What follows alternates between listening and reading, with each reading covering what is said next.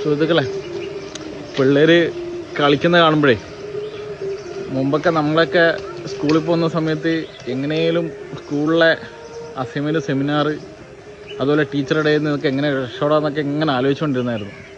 അതുപോലെ നമ്മുടെ ഉപ്പാൻ്റെ ഉമ്മാൻ്റെയൊക്കെ ഇടയിൽ നിന്ന് എന്താ പറയുക, ടോർച്ചർ ചെയ്ത് എങ്ങനെയാണ് രക്ഷപ്പെടുക, എങ്ങനെയെങ്കിലും പെട്ടെന്നൊന്ന് വലുതായാൽ മതി എന്നൊക്കെയായിരുന്നു.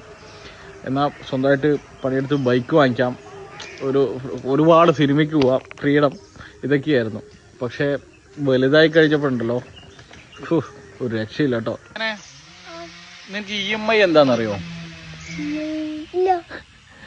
റെസ്പോൺസിബിലിറ്റി എന്താണെന്നറിയോ? കടബാധ്യത എന്താണെന്നറിയോ ചെയ്തേ? ഇല്ല. ഹാപ്പി അല്ലേ? അടിപൊളി. നിങ്ങളുടെ അഭിപ്രായം എന്താണെന്നൊന്ന് കമന്റ് ചെയ്യട്ടോ.